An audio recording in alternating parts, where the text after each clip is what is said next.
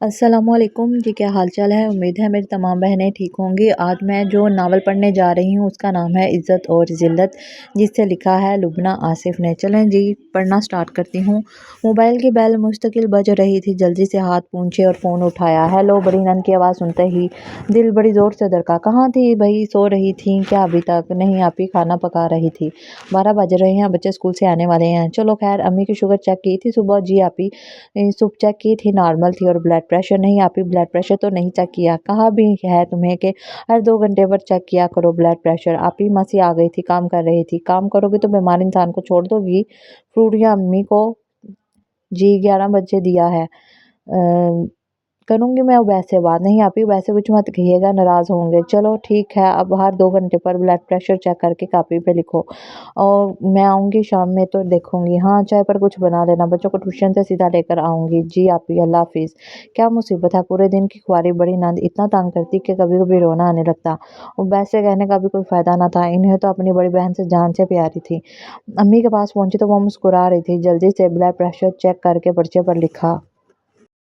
جہاں بولنے کا فائدہ نہ ہو وہاں خاموشی بہتر ہے۔ جلدی جلدی کھانا پکایا، دہی پھلکی بنائی، چھولے بنائے اور رول اسی وقت تلنے کا سوچ کر نماز پڑھنے چلی گئی۔ کام تو سارے ہی ہو جاتے ہیں، بس کچھ کام انسان ہوش ہو کر کرتا ہے اور کچھ بوجھ سمجھ کر۔ نماز پڑھ کر ساس کو کھانا دی اور اپنا اور بچوں کا کھانا میز پر نکال کر بچوں کو بلانے چلی گئی۔ واپس آئی تو اس کی ساس مدحت باجی سے فون پر بات کر رہی تھی۔ اس کی چابی بھرنی پڑتی ہے، آج سارا کچھ ٹائم پر کر رہی ہے، دل دکھ سے بھر گیا۔ شام میں بھی آپی بھائی کے سامنے شیر بنی ہوئی تھی، یہ کرو وہ کرو، ایسے کرو، امی کو کھانے میں یہ دو وہ نہ دیا کرو۔ سوائے جی جی کہنے کا کوئی چارہ نہ تھا۔ اللہ اللہ کر کے آپی رخصت ہوئی۔ عبید کا موڈ الگ خراب، امی کے ساتھ ہی کھانا مانگ کر کھا لیا اور جا کر سو گئے۔ بچوں کو کھانا دے کر کچن سمیٹ کر لیٹی تو آنکھوں سے بے اختیار آنسو چھلک پڑے تو بہت روئی، پھر نہ جانے نیند کا مہربان ہوئی، نیند تو سولی پر بھی آ ہی جاتی ہے۔ آج پڑوس کی آنٹی ساس کی عیادت کو آئی ہوئی تھیں۔ چائے اور نمکو ٹرے میں رکھ کر ساس کے کمرے میں آئی تو آنٹی درس کی دعوت دے رہی تھی۔ ساس نے تو معذرت کل ہی طبیعت کی وجہ سے بھیجنے کا کہہ دیا۔ وہ تو خوش ہو گئی، ایسی محفلیں اسے شروع سے پسند تھی جہاں اپنی اصلاح کے مواقع ملے۔ دوسرے دن جلدی جلدی کام نمٹایا اور درس میں آ گئی۔ درس دینے والی خاتون کا لہجہ اتنا نرم اور دل موہ لینے والا تھا کہ دل کرتا تھا کہ وہ کہتی جائے اور ہم سنتے جائیں۔ صبر کے حوالے سے قرآن پاک کی مختلف آیات کا ترجمہ اور تفسیر سنائی۔ دل کو بہت سکون ملا سن کر، بے شک اللہ تعالیٰ بہترین بدلہ دینے والا ہے، بس نیت میں رب کی خوشنودی مقصود ہے۔ پھر عزت اور ذلت پر بہت تفصیل سے قرآن کی آیات کا حوالہ دیا۔ اگر کسی انسان کو پوری دنیا کے انسان مل کر بھی عزت دینا چاہیں یا فائدہ پہنچانا چاہیں تو نہیں پہنچا سکتے جب تک رب کی مرضی نہ ہو، اور اگر اللہ عزت دینا چاہے تو پوری دنیا کے لوگ بھی مل کر اس شخص کو عزت، ذلت یا نقصان نہیں پہنچا سکتے۔ بے شک اللہ تعالیٰ کی مرضی کے بغیر ایک پتہ بھی نہیں گر سکتا درخت سے۔ آج صبح اٹھی تو اتنا زور کا چکر آیا کہ گرنے کو تھی۔ عبید کو بتایا تو جلدی سے ڈبل روٹی لے آیا، بچوں کو جیسے تیسے چائے بنا کر دی، اسکول بھیج کر لیٹی تو آنکھ لگ گئی۔ عبید جاتے ہوئے کہہ گئے تھے میں جلدی آ جاؤں گا، ڈاکٹر کے پاس لے چلیں گے۔ امی بھی سو رہی ہیں، تم بھی آرام کر لو۔ لیٹی تو آنکھ ایسی لگی کہ 11 بجے آنکھ کھلی۔ ابھی اٹھنے کا سوچ ہی رہی تھی کہ دڑام سے دروازہ کھلا اور مدحت آپی آنکھیں نکالے کھڑی تھی۔ تم سوتی رہو، کوئی خیال ہے بیمار ساس کا؟ ابھی تک ناشتہ بھی نہیں کیا امی نے، تمہیں سونے کے لیے لائے ہیں کیا؟ غضب خدا کا، 11 بجنے کو ہے، اماں کا فون آیا تو میں فوراً اپنے گھر تالا ڈال کر نکلی کہ اماں کو دیکھاؤں۔ شوگر بلڈ پریشر کی مریض ہیں، تمہیں تو کوئی خیال ہی نہیں۔ آپی طبیعت خراب ہے میری، اس لیے لیٹی تو آنکھ لگ گئی۔ کیوں کیا ہوا؟ ہٹی کٹی تو ہو؟ آپی سے بحث فضول تھی۔ جلدی سے باتھ روم جا کر منہ پر چھینٹے مارے اور ناشتہ بنانے کچن میں آ گئی۔ اماں اور آپی دونوں تیز تیز بول رہی تھیں۔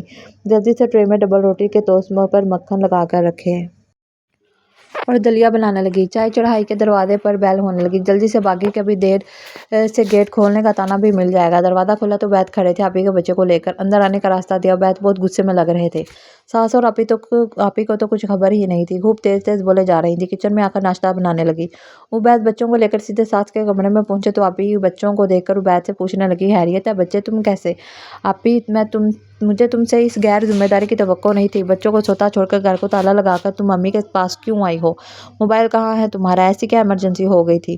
نوید بھائی کا فون آیا تھا، تمہارے پڑوس والوں نے نوید بھائی کو کال کر کے بتایا گھر میں بچے رو رہے ہیں اور باہر سے تالا ہے، تم فون نہیں اٹھا رہی۔ میں تو آج جلدی سے آنے کا بول کر گیا تھا، راستے میں ہی تھا کہ نوید بھائی کا فون آیا کہ گھر جاؤ، پڑوس سے فون آیا ہے، تالا توڑ کر بچوں کو لے کر آیا ہوں۔ نوید بھائی کا دور کا سفر ہے، وہ بھی نکلے ہوئے ہیں، میں قریب تھا اس لیے جلدی پہنچ کر انہیں بتایا کہ بچوں کے پاس پہنچ گیا ہوں۔ برابر والے بھلے لوگ ہیں کہ بتا دیا، ورنہ نہ جانے بچے کب तक रोते रहते। आप ही का तो एक रंग आए और एक जाए। अरे अम्मा का फ़ोन आया था कि बगैर नाश्ते पानी के पड़ी हैं, तो तुम बच्चों को छोड़कर निकल पड़ी। अल्लाह ना करे कोई बड़ा हादसा हो जाता तो कौन ज़िम्मेदार होता। ये इतना बड़ा मसला तो नहीं। आलिया की सुबह तबीयत ख़राब थी। मैंने जल्दी आने का कहा था और मैं कह कर गया था कि आलिया को कि आराम करो, अम्मी सो रही थी। मैंने जगाकर बताना मुनासिब नहीं समझा। अम्मा तो शुरू से अपना नाश्ता खुद बनाकर करती थी। तुमने आलिया के आने के बाद से कह कहकर अम्मा को बिल्कुल बिस्तर का कर दिया है, जबकि अम्मा को डॉक्टर ने वॉक करने का कहा है। इस उम्र में शुगर ब्लड प्रेशर तो होता है, बजाय इसके कि तुम मामा से ये कहती कि अम्मा उठकर खुद नाश्ता बनाकर करें। तुम निकल पड़ी घर से आलिया की क्लास ले सको। अभी उबैद बोल ही रहे थे कि दरवाजे पर बेल हुई। देखा तो नवीद भाई खड़े थे। सलाम करके वो साइड में हो गई। नवीद भाई गुस्से में थे। वो आप ही पर बरस पड़े। इस औरत को सिर्फ मेके की फिक्र है, यहाँ क्या हो रहा है, और मेरे बच्चे जाएं भाड़ में। हर वक्त फ़ोन पर लगी रहती है कि बाबज क्या कर रही है। मैं शुरू दिन से समझा रहा हूँ कि तुम्हारे भाई बाबज अपने घर के मामलात खुद जाने, मगर इसकी दिलचस्पी बस यही है कि बाबज क्या कर रही है और अम्मा के घर क्या हो रहा है। विदत बाजी सर झुकाए खामोशी से सुन रही थी, सिवाय सुनने के इनके पास कोई चारा ही ना था। सास भी खामोश दामाद को सुन रही थी, क्योंकि गलती बेटी की थी। उबैद ने साफ कह दिया कि आप इस घर के मामलात अम्मी का ख्याल रखना मेरी जिम्मेदारी है। तुम अपना और अपने शोहर और अपने घर को देखो। आपी और बच्चों को लेकर नवीद भाई चले गए। अम्मी को नाश्ता देकर आई तो उबैद तबीयत पूछने लगे। नाश्ता खा लो तो चलते हैं, इसलिए जल्दी आया हूँ कि तुम्हें डॉक्टर के पास दिखाऊं। अपना नाश्ता बनाते बेइख्तियार आंखों में आंसू आ गए। शुक्र है अल्लाह का इसने सुरखरू किया।